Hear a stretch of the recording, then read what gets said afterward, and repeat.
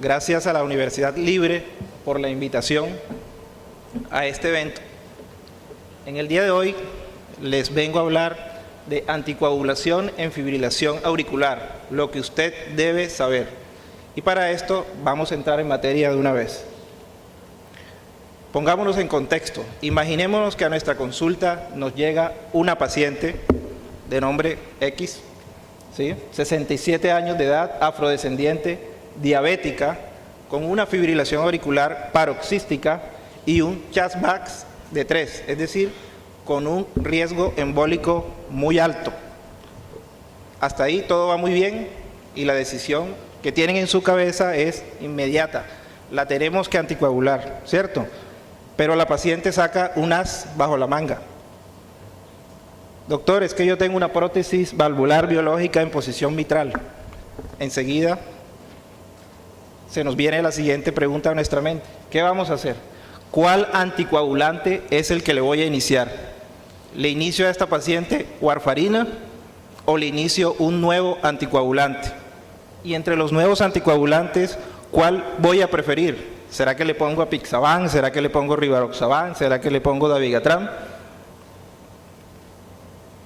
Todas estas moléculas han sido avaladas y están respaldadas por todas las entidades de vigilancia y control y todas las entidades académicas en el mundo, como la FDA, y en Colombia, por supuesto, por el INVIMA.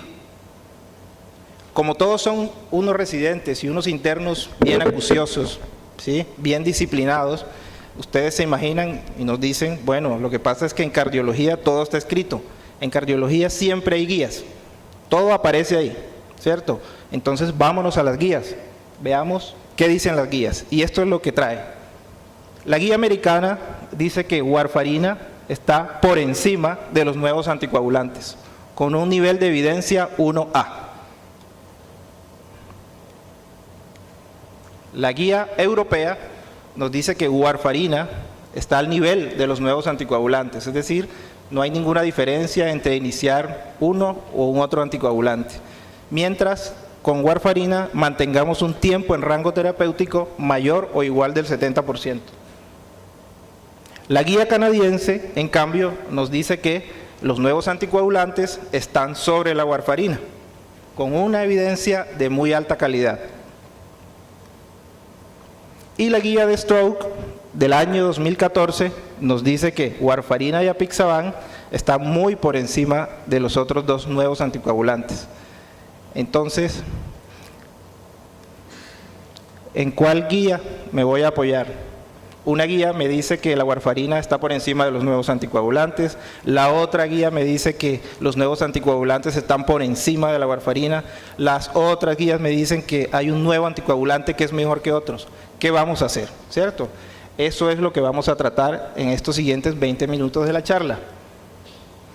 Y en esta charla vamos a hablar de medicina basada en la evidencia. Vamos a descartar de plano cualquier otra alternativa de medicina, como lo publicó Fitzgerald en el año 99. Nos dice en aquel entonces, en esa publicación, que había muchos otros tipos de medicina. Medicina basada, por ejemplo, en la elegancia, medicina basada en la elocuencia, medicina basada en la perseverancia, medicina basada en la providencia. Dios mío, iniciémosle mejor una warfarina y nos damos la bendición y que le vaya bien al paciente. No, aquí vamos a hablar de medicina basada en la evidencia. Y para esto, lo primero que tengo que hacer es decirles que no tengo ningún conflicto de interés, no tengo ningún vínculo con ningún laboratorio y tampoco tengo preferencia por un anticoagulante o por el otro. Entrando en materia, la fibrilación auricular es una arritmia muy vieja.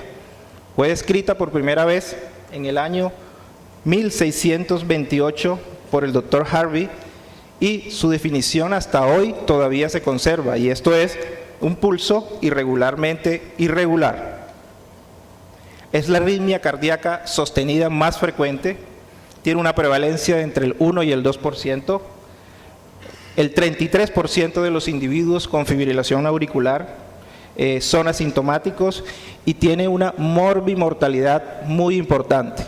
¿En qué consiste esa morbimortalidad? Pues bueno, la FA aumenta el riesgo de ACV 5 veces, aumenta el riesgo de falla cardíaca 3.4 veces, aumenta el riesgo de hospitalizaciones 3 veces y aumenta al doble el riesgo de muerte y demencia. Es una arritmia en la cual se aplica la denominada ley del 5-50. ¿Y esto en qué consiste? Esto no es más que la FA aumenta 5 veces el riesgo de ACV, la mortalidad al año en ACV por FA es del 50%, la quinta parte de los ACV son secundarios a fibrilación auricular, el 50% de los ACV por FA se ubican en la circulación anterior, el 50% de los ACV en pacientes mayores de 85 años son por fibrilación auricular y la pérdida relativa en años de vida en pacientes con fibrilación auricular después del incidente de ACV es de 5 años. Dentro del manejo de la fibrilación auricular existen unos pilares. Tenemos que, para ello, debemos tratar las causas que la precipitan, tenemos que manejar en ocasiones la técnica de control de frecuencia, a veces nos toca cardiovertir y en ocasiones nos toca simplemente hacer mantenimiento del ritmo. Pero hoy nos vamos a enfocar en la prevención del accidente cerebrovascular. Y para esto, lo primero que tenemos que tener claro es saber qué es una fibrilación auricular no valvular. Es una pregunta de todos los días, los estudiantes me la hacen los residentes de medicina interna, me la hacen los internos e inclusive algunos colegas. Bueno, pero este paciente, ¿es valvular o no es valvular? Esta definición la vamos a tener clara a partir del día de hoy. Y lo primero, para empezar con esto, es saber qué es FA valvular. Es lo más fácil. La fibrilación auricular que ocurre en presencia de estenosis mitral reumática o en presencia de válvulas mecánicas. Esta es la FA valvular. Entonces, la fibrilación auricular no valvular es aquella que ocurre en ausencia de estas dos entidades. Así que, por exclusión, sabemos que los pacientes que nos llegan a nuestra consulta con fibrilación auricular, ¿sí?, y son de pronto portadores de prótesis valvulares biológicas o tienen estenosis aórtica o han sido operados de plastia valvular mitral o tienen TAVI o cursan con cardiomiopatía hipertrófica, se consideran FA no valvular. Teniendo claro esto, ya hemos ganado más del 50% en el tratamiento de nuestro paciente.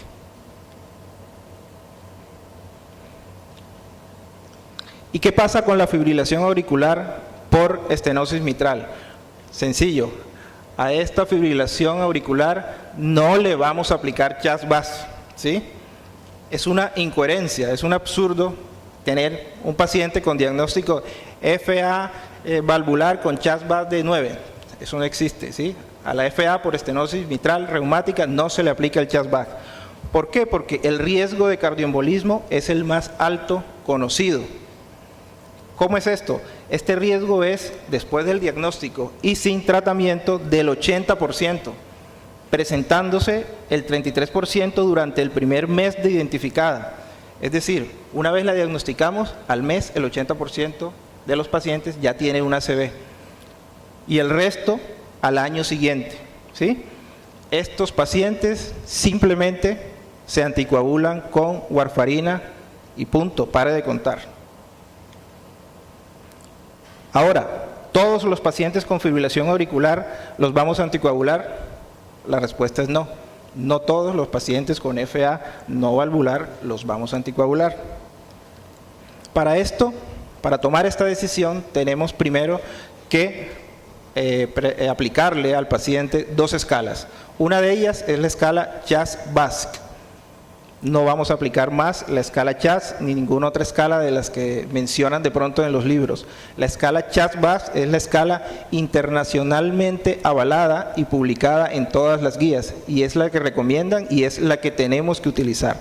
No voy a profundizar en ella, de seguro ya la mayoría de ustedes la han aplicado, pero quiero decirles que consta de 8 ítems y se considera que el paciente tiene muy alto riesgo embólico si el puntaje es de 3 o más. Observen cómo cuando el puntaje es de 3, el riesgo de ACV o de embolismo sistémico está alrededor del 6% y se sube casi a un 24% cuando el puntaje es el máximo, que es 9.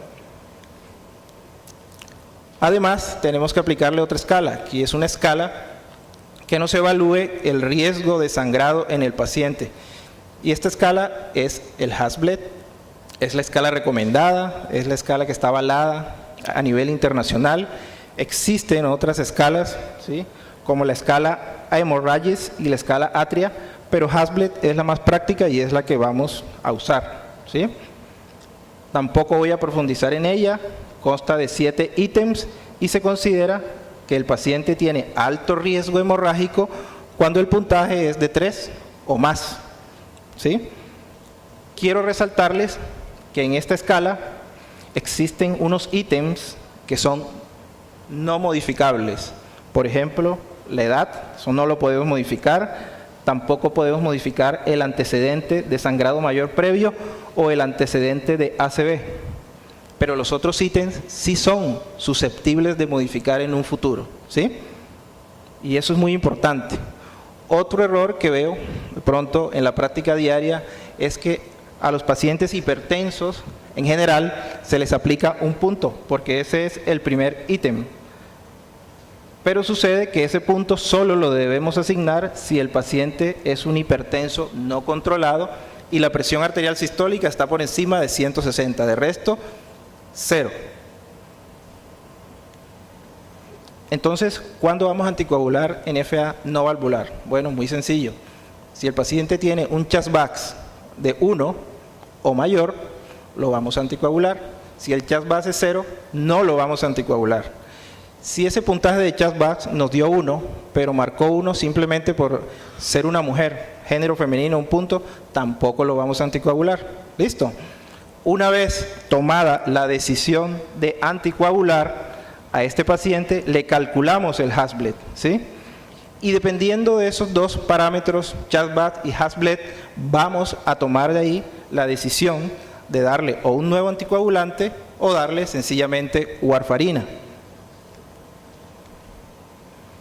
Un puntaje de Hasbled alto o muy alto, 4, 5, etcétera, no significa que al paciente no lo podemos anticoagular. Es un error que cometemos de pronto a diario. Se coloca en la historia clínica, este paciente tiene contraindicada la anticoagulación porque tiene un Hasbled de 5, muy alto riesgo de sangrado. No, un Hasbled muy alto no es una contraindicación explícita de la anticoagulación. ¿Esto qué significa?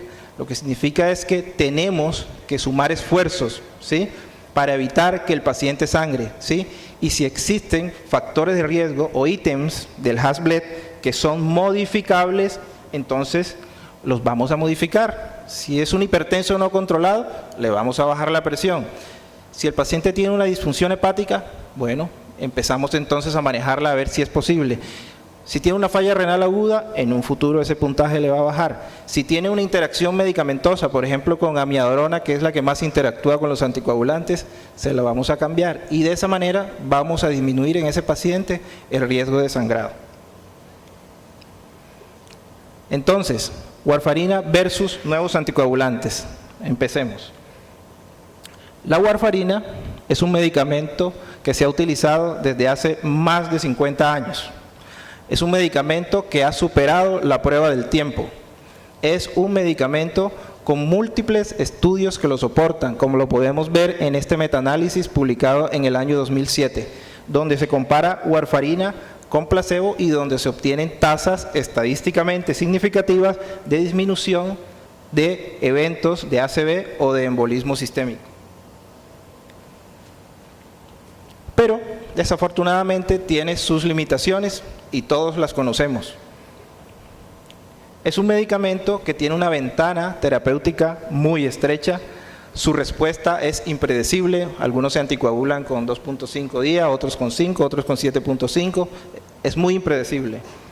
El inicio y terminación de acción son muy lentos, interactúa con los alimentos, interactúa con muchos medicamentos y en ella existe el denominado fenómeno de resistencia a la warfarina. Y eso no es más que aquellos pacientes que no llegan a un rango terapéutico aún cuando están recibiendo dosis de 70 miligramos semanales de warfarina, es decir, 10 miligramos día. Entonces, es un medicamento que necesita una monitorización rutinaria y ajustes muy frecuentes en la dosis. Como vemos en la gráfica, tiene una ventana terapéutica muy estrecha, y es que cuando empezamos a disminuir el riesgo de ACV o de embolismo sistémico para obtener un INR en rango terapéutico, en ese mismo momento empieza a aumentar de manera significativa el riesgo de sangrado. Entonces, la maniobra que nos deja realmente es muy estrecha. Y para terminar, es la reina de las causas de los efectos adversos. Warfarina es, en Estados Unidos, la primera causa de consulta por eventos adversos en individuos ancianos, con un 33% en el número de las consultas. Entonces, siempre que pongamos warfarina, lo primero que tenemos que pensar es evento adverso. Entonces, ¿estamos buscando resultados distintos? No podemos seguir haciendo lo mismo, tenemos que pensar, tenemos que evolucionar, mirar a ver qué podemos cambiar, cómo disminuir, cómo impactar en ese riesgo de hemorragia. Y para eso existen hoy en día los denominados nuevos anticoagulantes, que ya no son tan nuevos porque el primero apareció en el año 2009, y ellos son dabigatran, soportado en el estudio RELY, rivaroxaban, soportado en el estudio ROCKET, apixaban, soportado en el estudio Aristotle, y edoxaban, soportado en el estudio ENGAGE. Fueron estudios de no inferioridad, pero como ya veremos, algunas moléculas lograron demostrar ser superiores, inclusive a la warfarina. Aquí los tenemos, apixaban y rivaroxaban son inhibidores directos del factor 10A, en tanto que dabigatran es un inhibidor directo de la trombina. Hablemos un poco de dabigatran, y empezamos por dabigatran no por preferencia, sino porque fue la primera molécula en aparecer y que fue publicada en el año 2009. Se encuentra avalada por el estudio RELY, que fue publicado en el año 2009, como les dije, y es una molécula que, comparada con warfarina, logró disminuir de manera significativa el riesgo de ACV o embolismo sistémico, tanto así que a la dosis de 150 miligramos fue superior a la warfarina, y con la dosis de 110 miligramos no hubo diferencias, es decir, no fue inferior a la warfarina. Dabigatran también disminuyó de manera estadísticamente significativa el riesgo de ACV hemorrágico, tanto a dosis de 110 como a dosis de 150 miligramos, demostrando ser superior a la warfarina en la disminución de este desenlace. Con relación al sangrado mayor, la dosis de 150 miligramos no fue inferior a la warfarina, no hubo una diferencia estadísticamente significativa, pero la dosis de 110 miligramos sí logró reducir el riesgo relativo en un 20%, considerándose superior a la warfarina. Esta tabla que resume los eventos se la traje para mostrarles cómo con dabigatran de 150 miligramos, veamos acá, hubo un incremento estadísticamente significativo del sangrado gastrointestinal, algo que debemos tener en cuenta a futuro para seleccionar de pronto este anticoagulante. Rivaroxaban. Rivaroxaban se encuentra avalado en el estudio ROCKET. Rivaroxaban, comparado con warfarina, no fue inferior para disminuir tasas de ACV o embolismo sistémico. En cambio, sí disminuyó de manera estadísticamente significativa el riesgo de hemorragia intracerebral, como lo vemos en esta tabla. Pero, al igual que dabigatran, también aumentó el riesgo de sangrado gastrointestinal. Ese incremento del sangrado gastrointestinal con dabigatran y con rivaroxaban se vio fue más que todo en personas mayores de 75 años, pero es algo que también tenemos que tener en cuenta a futuro para decidir el inicio del nuevo anticoagulante.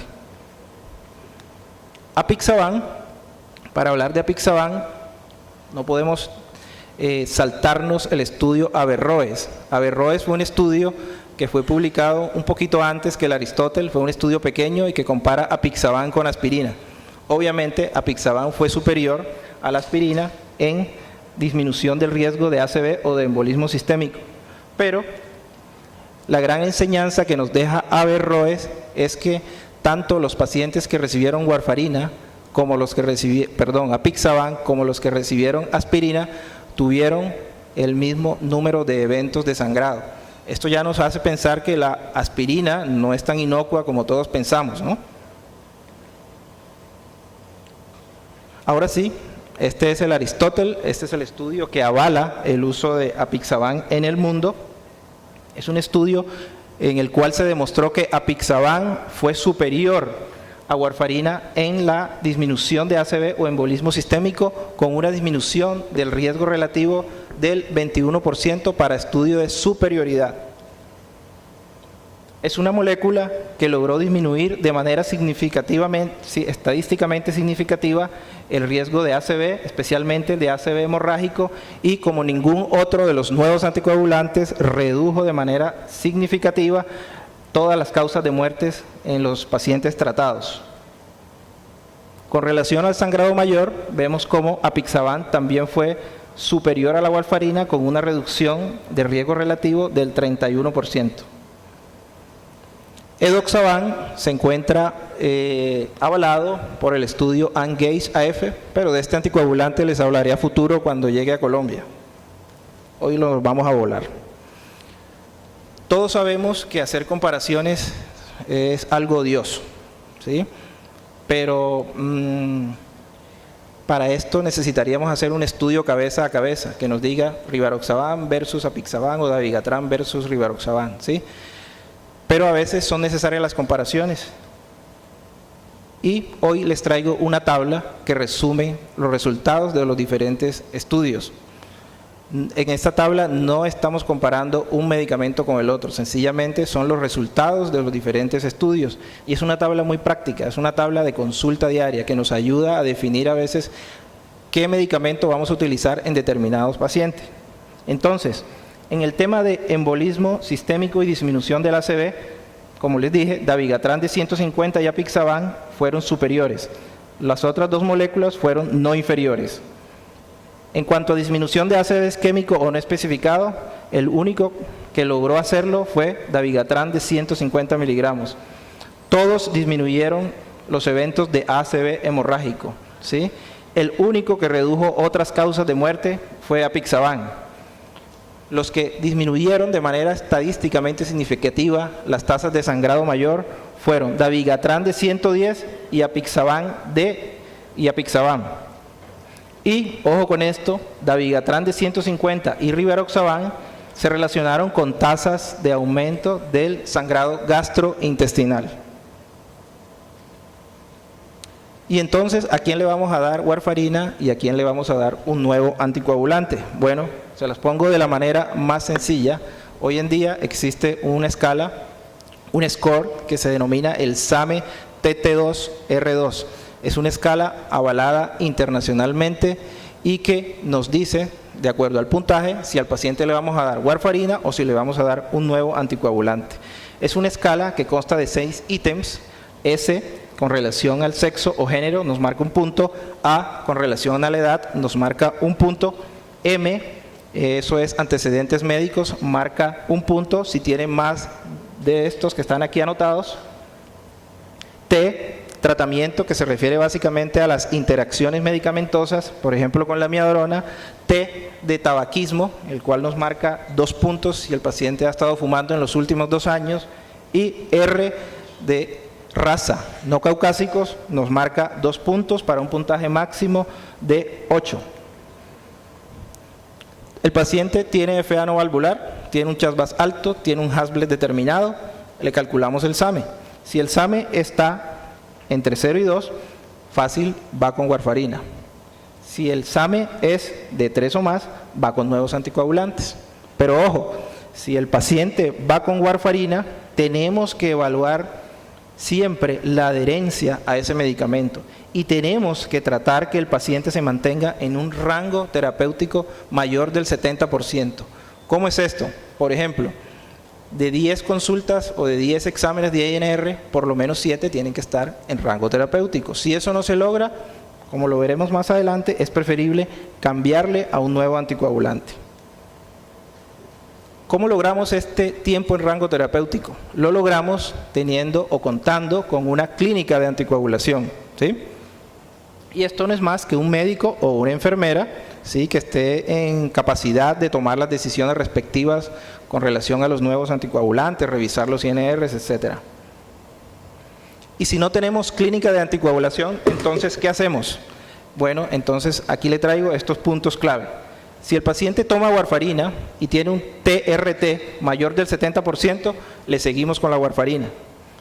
Se la cambiamos si el paciente tuvo sangrado mayor previo, si tuvo un ACV previo, si el SAMe TT2R2 es de 3 o más, o sencillamente si el paciente quiere que lo cambie, lo pasamos a un nuevo anticoagulante. La indicación de anticoagular un paciente no tiene que ver si la FA es un único episodio, si es paroxística, si es permanente, si es persistente, no. El paciente tiene fibrilación auricular, la indicación de la anticoagulación depende simple y sencillamente del CHAS-VASc. Tenemos que estar alerta con las interacciones. Por ejemplo, si el paciente toma verapamilo, debemos reducirle la dosis de dabigatran. Si el paciente toma dabigatran, no deberíamos iniciarle dronaderona porque interactúa con eso. Si el paciente tiene una tasa de filtración glomerular menor de 15, no debemos utilizar nuevos anticoagulantes. Estos pacientes van con warfarina. Ahora, si la tasa de filtración glomerular está entre 15 y 30, en estos pacientes podríamos considerar dos opciones: darle rivaroxaban o darle apixaban, pero a las menores dosis establecidas. Esto es muy importante. Estos pacientes, la tasa de filtración se la debemos calcular con la fórmula de Cockcroft. ¿Y por qué Cockcroft? Porque Cockcroft fue la fórmula utilizada en todos los estudios clínicos. En los pacientes mayores de 75 años preferimos apixaban porque el estudio Aristóteles fue el que incluyó más número de pacientes con esa edad. Si el medicamento es de posología de 1 o 2 veces al día, esto no debería influir en la decisión y todos los casos deberíamos individualizarlos. Aquí les traigo más tips. Si el paciente tiene alto riesgo de sangrado y un Hasblet de 3 o más, vamos con dabigatran de 110 o con apixaban. Si tuvo sangrado gastrointestinal previo, vamos con apixaban o dabigatran de 110. Si el paciente tiene daño renal, vamos a evitar dabigatran porque tiene excreción renal. En cambio, si tiene daño hepático moderado, vamos a preferir el dabigatran. Si el paciente está polimedicado, en este caso deberíamos pensar más en el único que se da con una sola dosis al día, que en este caso es el rivaroxaban. Hoy en día existen estudios en la vida real y son los estudios que verdaderamente revelan cómo están actuando los medicamentos en nuestros pacientes en verdad. Y rivaroxaban es el único que tiene estudios en la vida real. Se trata del estudio Santus y es un estudio en el cual se confirma las bondades de este medicamento, ¿sí? En un futuro, en el 2008, esperamos el estudio Garfield, que es un estudio que incluye el resto de los nuevos anticoagulantes. ¿Qué pasa si el paciente tiene infarto agudo del miocardio o síndrome coronario agudo y tiene fibrilación auricular? Bueno, entonces, en este caso, si el paciente va a recibir manejo médico o cirugía, lo llevamos a terapia dual. Esto incluye un anticoagulante, el de su elección, más clopidogrel o aspirina. ¿Listo?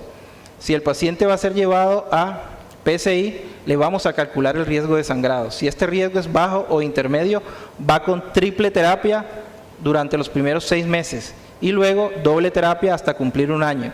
Si el paciente es de alto riesgo de sangrado, va con terapia triple o, si es muy alto el riesgo, dual durante las primeras 4 semanas, luego sigue con terapia dual hasta completar 12 meses, 1 año, Y finalmente, en todos los casos, lo vamos a dejar con monoterapia. No vamos a aceptar o no vamos a permitir ya de ahora en adelante que veamos pacientes anticoagulados y con aspirina. Eso aumenta el riesgo de sangrado. Y esta es una pregunta que me hacen mucho los residentes y los internos. ¿Cuándo, doctor, vamos a anticoagular un paciente después de una ACV? Esta gráfica la tomé de la guía clínica, de la guía práctica de anticoagulantes del Europeis de 2015, y nos dice que si el paciente tiene una ACV, bueno, si es una isquemia cerebral transitoria, al siguiente día lo vamos a anticoagular. Si el ACV es leve, es decir, un NIS menor de 8, lo vamos a anticoagular después del tercer día. Si el NIS está entre 8 y 16, debemos descartarle transformación hemorrágica hacia el día 6 y después de eso iniciarle el anticoagulante. Si el ACV es severo, es decir, un NIS mayor de 16, le excluimos transformación hemorrágica alrededor del día 12 y después de esto, si lo descartamos, le podemos iniciar la anticoagulación. Si el paciente tuvo una hemorragia intracraneal, debemos determinar si estaba previamente anticoagulado o no. En ambos casos debemos determinar si las causas del sangrado y estos factores de riesgo relevantes pueden ser tratados. Si pueden ser tratados o corregidos, podemos iniciar la anticoagulación alrededor de la cuarta a octava semana. Y si esto no puede ser tratado, en ese paciente se contraindica la anticoagulación y debemos pensar en ocluirle la orejuela izquierda. ¿Y qué pasa si el paciente sangra? Bueno, si el sangrado es leve, simplemente vamos a descontinuar un día, 2 días, lo necesario, el nuevo anticoagulante. Si el sangrado es moderado a severo, vamos a tomar medidas locales como compresión mecánica, endoscopia si el paciente lo necesita, reanimación con líquidos, en el caso de dabigatran, mantener la diuresis adecuada y considerar la hemodiálisis o el antídoto denominado específico para el dabigatran, que sería el idarucizumab. Si es un sangrado que amenaza la vida, entonces vamos a sumar esfuerzos, todo esto de acá más esto. En estos casos debemos considerar otras alternativas como el Octaples, el Feiba, el Novoseven y para el dabigatran el idarucizumab. Y ya que hablamos de antídotos, o mejor denominados agentes reversores, les cuento que el único aprobado hasta ahora es el idarucizumab para dabigatran, pero rivaroxaban y apixaban también tienen, y es el Andesanet alfa, que están avalados por los estudios ANEXA. Pero en un futuro viene un antídoto mejor todavía para los tres, dabigatran, apixaban y rivaroxaban, y es el siraparantac, cuyo estudio todavía se encuentra en curso. Con relación al caso inicial, a María Angélica, entonces le vamos a iniciar sencillamente un nuevo anticoagulante oral, no hay ningún problema. Y recuerden que los mayores avances de la humanidad no están en los descubrimientos por sí mismos, sino en la manera cómo aplicamos estos descubrimientos. Gracias.